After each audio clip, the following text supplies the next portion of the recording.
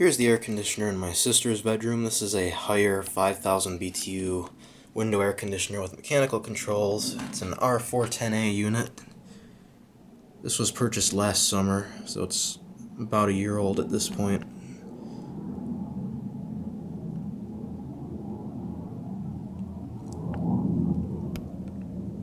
Yep, R134, or R410A, I mean, not R134A. And this thing is pretty efficient. As you can see, it only pulls 4.1 amps. But yeah, it cools alright for this room. It's only a 5000 BTU. It's not the most powerful thing in the world. There's the blower. It's got one of those QINGAN compressors in it. I don't know how to pronounce that, but there's the controls.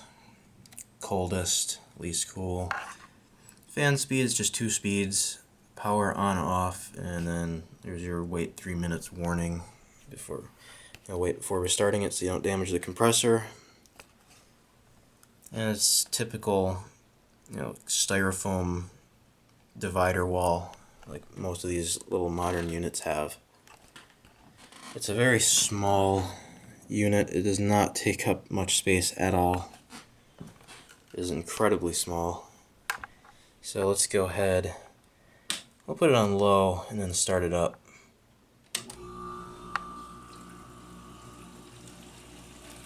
It's pretty quiet aside from the water that's being sloshed around by the fan outside.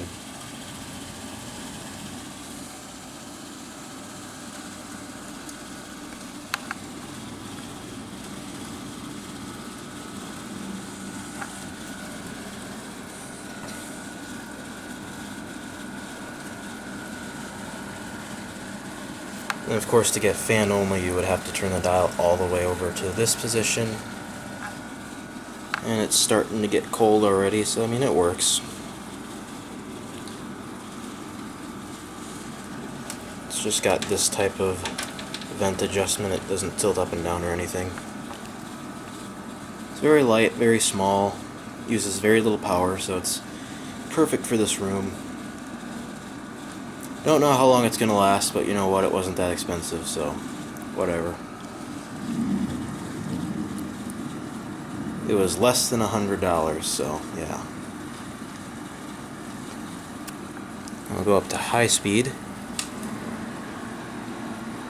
Let's blow in a little bit more air.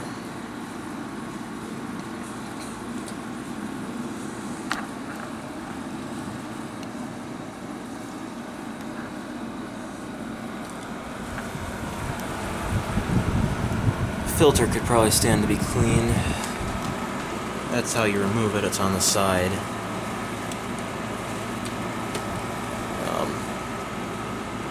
Yeah, it's just a slot that you pull out.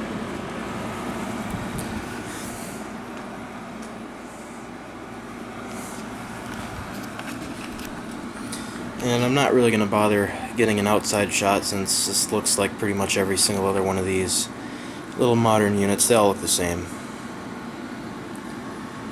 Let's go to fan only. Alright, compressor just cut off there. It's pretty warm in here, so. And there you go, fan only. That's high. That's low.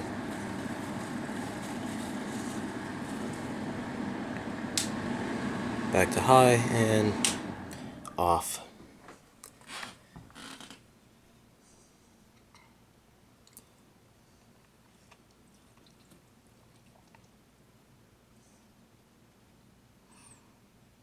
I guess we got some decent bearings in there. That's good to see.